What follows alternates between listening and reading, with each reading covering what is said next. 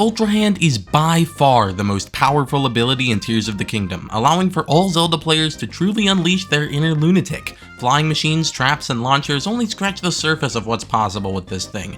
Nearly all of the game's shrines intend for the player to use Ultrahand, as well as many of the Korok seeds, and it was easily the most heavily marketed rune before release. But I'm not about to get an engineering degree to play the latest Nintendo game, so I'm tossing it in the trash to see whether you actually need it. Can you beat The Legend of Zelda Tears of the Kingdom without using Ultrahand? The rules are pretty straightforward. I'm not allowed to grab any items or objects with the Ultrahand ability, which also means that I can't attach any objects to each other. Additionally, I will not be using glitches and amiibos, if at all possible. The win condition is beating the final boss and watching the credits roll. In the intro cutscene, I wake Ganondorf up from his beauty nap, so he swears eternal revenge, destroys Link's arm, and throws Zelda into the void. Afterwards, I found myself on the Great Sky Island, the first main challenge of this, well, challenge run. Currently though, I don't even have Ultrahand, so I just proceeded as normal. In order to enter the Temple of Time, you need to complete the Ascend, Fuse, and Ultrahand shrines. Ultrahand is closest, and that's where I went first in my original playthrough, but they can be beaten in any order. I had no shot of beating the Ultrahand shrine without the other runes, so I ignored it and headed for the Fuse shrine first. Along the way, I learned that you can shield surf down these railings. Come on, Nintendo, ripping off Tony Hawk? You're better than this. Unfortunately, I had no way to cross this pond. Although with enough stamina boosting food, I'm sure you can swim across. The intended strat is to build a boat with Ultrahand, but that's not possible for obvious reasons, so I gave up and headed for the Ascend Shrine instead. I couldn't climb up the ice wall, which forced me to cross this frozen river. Unfortunately, I couldn't use this boat yet because I didn't have any batteries, so I needed to swim across, which is dangerous because cold water drains your health incredibly fast. Luckily for us, Link is able to eat large quantities of food while submerged neck deep in frozen water, because video game logic, so all I needed to do was pause at half a heart, heal back to full, continue swimming, and repeat. Easy enough, although I failed like an idiot on my first try. After that, it was just a simple matter of making my way up to the shrine with some mildly clever routing. Finishing it was a cakewalk, but before traveling to the Fuse Shrine, I made a quick pit stop in the nearby Zonai device dispenser. Trust me, these will be useful later. Well, the wings and the pots anyway. Fans and flamethrowers are pretty useless for this run. On my way to the Fuse Shrine, I picked up some bomb flowers in a nearby cave. Bombs are incredibly useful for this run, facilitating a technique I'll discuss shortly, as well as allowing you to blow yourself up. A high-level strat that I wouldn't expect an average player to be able to perform. Beating the shrine was no issue, obviously, because I could just use casual strats, but I did find out that you can run right past the enemy at the end, which I think is absolutely hilarious. Turns out there's actually a secret passage under the pond, which made me feel really stupid, but hey, it all worked out, and now I was on my way to the first real obstacle of the run, the Ultrahand Shrine. Here, there are 3 challenges. First is a tiny gap, where you're meant to create a bridge with this platform. Next, there's a larger gap. The player is intended to stick these 2 slabs together in order to create a long enough bridge. Lastly, you need to stick a hook to this platform and ride it across the railing. Now, if you know anything about Tears of the Kingdom, you probably know that a solution to this shrine with my current resources is trivial. Fusing a bomb flower to your shield allows you to get a huge boost off a shield jump, which can easily cross the second and third gaps. A normal shield jump is enough for the first one. However, I wasn't going to start this challenge run without being sure I could at least beat the tutorial, so I tested out some ideas on my main file, forgetting that the Great Sky Island had a cave with bomb flowers. So I found a solution that doesn't involve any bombs at all. By fusing a wing to a shield, you can fly! No, you can't, but shield jumps do go much higher, and you can use this mechanic to complete the Ultrahand Shrine bombless. With the speed to effect, which can be obtained by cooking mushrooms, this gives you barely enough distance to jump the second gap. For the third gap, all you need is a semi-precise jump to land on top of the railing and shield surf to the end. What you see here is a demo on my main account, which is why I have 10 hearts. In the actual run, I used a bomb jump to cross the second gap. With the only potential run-killing shrine out of the way, I opened the Temple of Time, got Rewind, beat the Rewind Shrine, and had what remained of the Master Sword stolen by Marty McFly, past Zelda. Now I was free to go anywhere in the world, but before anything else, I got the paraglider from Purah, who is... sorry. Lost my train of thought there. The only place Ultrahand matters in this quest is opening the castle gate, but that's easily circumvented by climbing around. At this point, I was technically able to go face the final boss, but with no high-level weapons, sage abilities, or health upgrades, I was skeptical of my ability to win, to say the least. Plus, that would make for a pretty boring video. From my first playthrough, I knew that the Zora questline and the Rito dungeon both required Ultrahand, so they were off limits. I didn't attempt the Gerudo questline because I haven't completed it on my main file, so that left only the Goron quest to knock out one of the bosses in the boss rush and gain Yunobo's Sage ability. The majority of my playtime this run was spent gathering materials and completing shrines. In addition to the first 4 tutorial shrines, I beat 29 shrines throughout the game. Why not just 28, you ask? Because the extra one is worthless and doesn't allow me to get another heart container? Simple, I was feeling a little zesty that day. Some of the shrines I attempted are straight up impossible without Ultrahand, and others might be possible but were hard enough that I gave up. This section will detail the methods I used for the 29 shrines I completed, but first let's cover a couple vital techniques. I've already mentioned the wing shields and bomb jumps, but those are nothing compared to the absolutely overpowered rocket shield, which allows massive height gain at very little cost. Another important technique is the mid-air wing spawn, essential for traversing the sky islands. By stalling a glide, then dropping a wing and holding forward, you can land on it in mid-air and continue on top of it to regain your stamina. Combining this and rocket shields could hypothetically give you infinite height, but I never needed it for this run. A disappointingly large number of the shrines I found in this challenge don't even intend for the player to use Ultrahand at all. These include Proving Grounds and Combat Training shrines, as well as the shrines built around the other runes. The ones I beat were Kayananis, the Flurry Rush and Charge Attack tutorial, Teneten, the Weapon Throwing tutorial, Kamazun, a Combat Arena, Yamiyo, the Item Throwing tutorial, Eshos, the Parrying tutorial, and Kimiyat, another Combat Arena. Alignment, Sabaj Attack Shrine.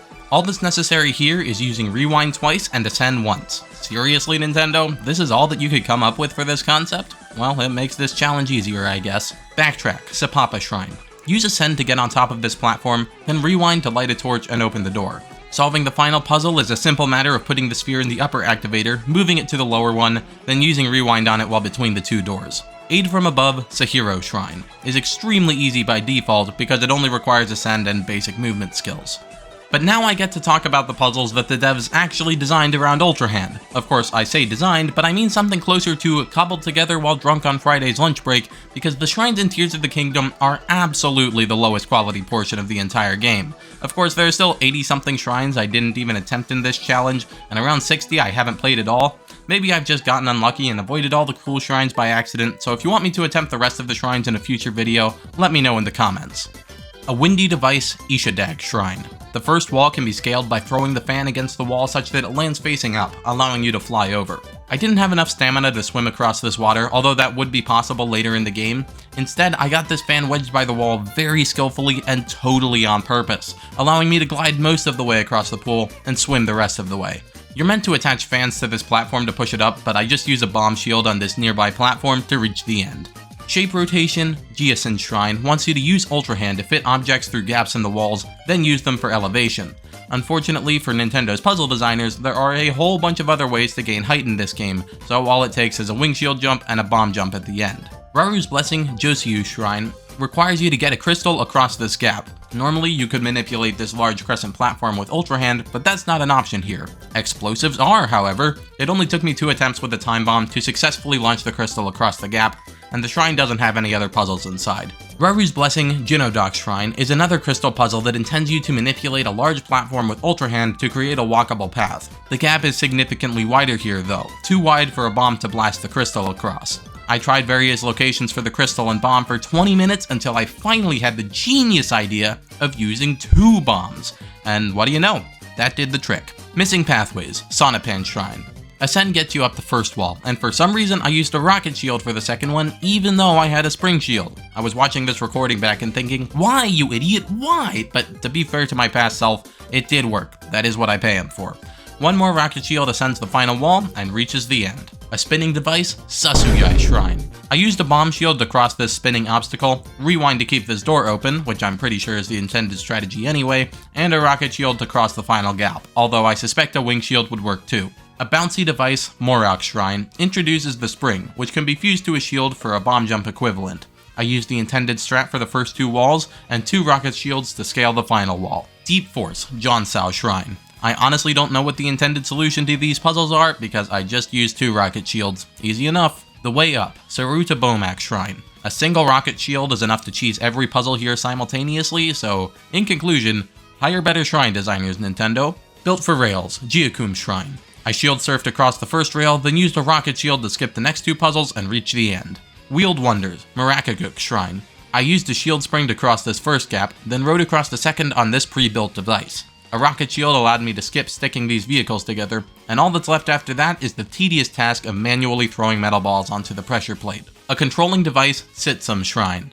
This shrine provides pre-built vehicles to pilot, making Ultrahand completely unnecessary. I drove the cart over the lava path, then used Link's weight to guide the glider between the pillars, which apparently is... So his inventory is literally just a pocket dimension then? Link warps space-time to store his hundreds of apples? Alright, just checking, but that makes him canonically the most powerful Zelda character by far. Water makes a way, Kadinar Shrine. The first lava pit can be crossed just by carrying the hydrant. The second one is trickier because the lava is flowing away from the exit and will carry the platforms with it. Creating multiple platforms and then using rewind on the furthest one will push all of them toward the exit, letting you ride along. Against the flow, Timawak Shrine. The first gap can be crossed just by waiting for enough platforms to be created, and rewind easily allows you to get the activator ball. I used the rewind trick from before to slowly but surely push me across the flowing lava pool at the end, although if you're too lazy, I'm sure a bomb jump or rocket shield would work just as well. Building with logs, Tajikat's Shrine. 2 spring jumps get me past the first 2 gaps, a rocket shield takes care of the third and fourth. Another rocket shield would cross the final flowing pond, but I didn't have one. Instead, I opted to just swim across, although I had to recover stamina with food halfway through. Rise and Fall, a Koshia Shrine. Rewind allows you to cross the first and second gaps with no problem, but the final one is a bit harder. You're meant to use Ultrahand to lift a nearby box into place in order to activate the launcher. A bomb jump or rocket shield would work fine, but I didn't have any, so I opted to sacrifice my weapon. Rest in peace, Hydrant Hammer. I never really cared about you that much. Jump the Gaps Reniz Shrine is one of my favorite shrines I attempted in this challenge. You're meant to create ramps with Ultrahand to jump the balls into their goals, but we'll have to find another way. Luckily, the first challenge is skippable by way of rocket shield, but the end platform is fully enclosed, forcing you to complete the second puzzle. Without Ultrahand, explosions are the only real option for manipulating objects. These balls roll quite fast though, and timing a bomb arrow is nearly an impossibility. This isn't helped by the fact that being slightly off will cause the ball to miss the goal entirely. After 20 minutes of messing around, I found a simple yet elegant solution.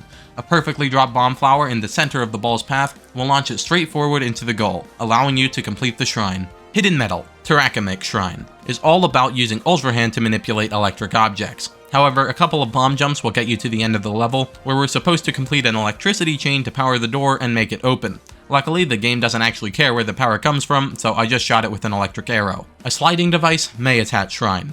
Rewind is the intended strategy for the first obstacle, but crossing a flowing sand field isn't quite so simple. It is still pretty simple though. A bit of experimentation taught me that shield jumps allow you to gain quite a bit of distance, enough to gain on the sand instead of being pushed by it. Once I figured that out, all I needed to do was shield jump to a platform in the middle and glide to the end from there. Moving the spheres, Siwakama Shrine. A wing shield is all that's necessary to clear this one. You need to run up the little pyramid for the final jump, but overall this strat is significantly easier and less time consuming than the intended method. Towards the end of this playthrough, I decided it was time to attempt the Goron quest, which posed some unique challenges. After buying some Flamebreaker armor, starting the mission, and freeing Yunobo of Ganon's control, I climbed up Death Mountain where a boss fight was waiting for me. In order to beat it, you need to fly with a Zonai device and hit it 3 times with Yunobo's charge attack, which might have been a run killer, except that the game helpfully spawns a power glider after the cutscene.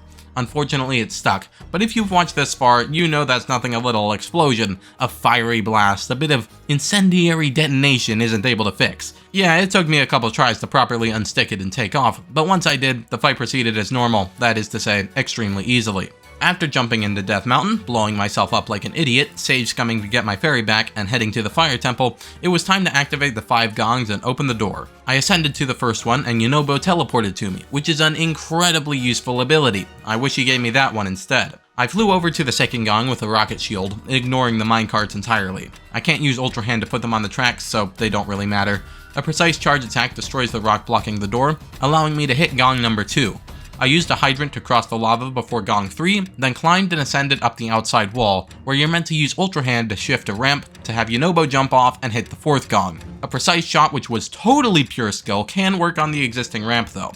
I used a rocket shield and climbing to reach the last gong, which had no puzzle to worry about. Beating the boss was all that was left, and Ultrahand has extremely limited utility in this battle anyway, so it wasn't any harder than normal.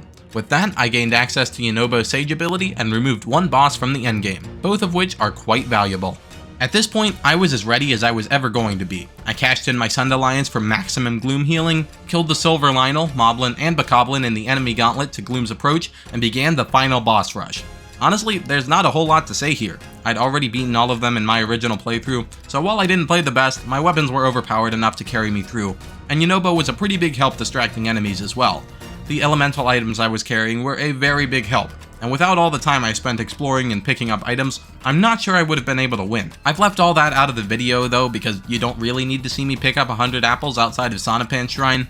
Ultrahand makes traversing Hyrule a bit easier, but there's nowhere that actually requires its use to reach, that I know of. Even if there is, it's probably far out of the way and not required for any of the main quests. The most important items I picked up were 3 fairies early in the game, because I needed exactly 3 fairies in the final Ganondorf fight. Yeah, I played this really badly because I don't exactly have a ton of practice with it. Regardless, I had barely enough healing items to get me through first try. The final boss looks spectacular, but is an absolute joke in terms of difficulty, just like Breath of the Wild. We're even given the Master Sword to make it easier. With that, and the glorified cutscene of catching Zelda, I've officially beaten The Legend of Zelda Tears of the Kingdom without using the Ultrahand ability once. Putting that on my resume is sure to get me a good job.